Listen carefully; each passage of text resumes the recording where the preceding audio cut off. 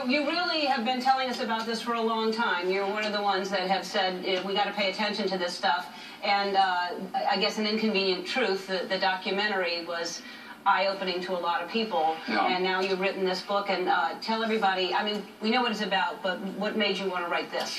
Well, the future is unfolding a lot faster now than ever in history. And along with global warming, we have the genetics revolution and the computer internet revolution and the resorting of the world's power relationships and the emergence of a fully integrated global economy, Earth Inc., a growth trajectory that's putting pressure on fresh water and topsoil. And my purpose was to try to get all of these 6 drivers of global change together in one place, look how they're interacting with one another, and identify the choices that we need to make to protect human values. Mm-hmm. And what are you... Well, first of all, let me ask you this question, because there's a rumor, I don't know if this is true or not, that some scientists are trying to figure out a way to block the sun to try to slow down global warming.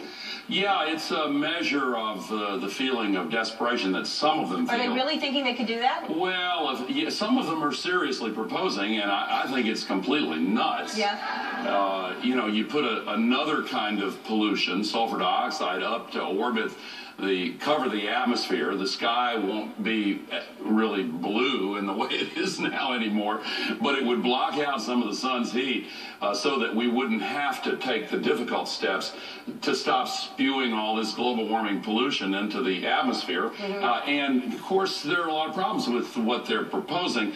It turns out plants need sunlight. Yes. It wouldn't stop the acidification of the oceans, and it really should be yet another wake-up call for why we need to stop putting all this pollution up there. We put 90 million tons every day up there, and that's what's drying out the soil, 60% of the country in drought last year.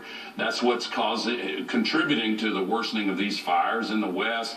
West Nile virus, worst outbreak ever last year, Superstorm Sandy. But we need to start speaking up and letting the elected officials know that the future matters to us, our kids and grandkids matter to us, and we need to start cutting down on this pollution. Well, I think it does matter, but I think a lot of people just aren't educated enough, and it's because a lot of the information is kept from us, because a lot of people in power don't want us to know how bad it's getting and what we can do to change things. And I think there are things we can do to change. Like, give us some examples of what we could do to kind of reverse this. Well, we need to make choices in our own lives to try to use renewable energy where possible. A lot of utilities allow you to sign up for it. But most important of all, in our role as citizens, we need to speak up, use the internet, connect with others, and let the political system know that we care about this. And, you know, winning the conversation is the key to a lot of changes. I remember when I was a young boy in Tennessee, when we won the conversation on civil rights, I remember one of my friends made some semi-racist comment, and another friend said, "Hey man, we don't go for that anymore." And that was during the time when that conversation was won. And the issue of gay rights. I saw a story recently about 2 gay guys waiting in the pizza line, and some homophobe made some nasty comment, and literally everybody else in the line spoke up and said, "Hey, cut that out." We're winning that conversation. It's a great thing. And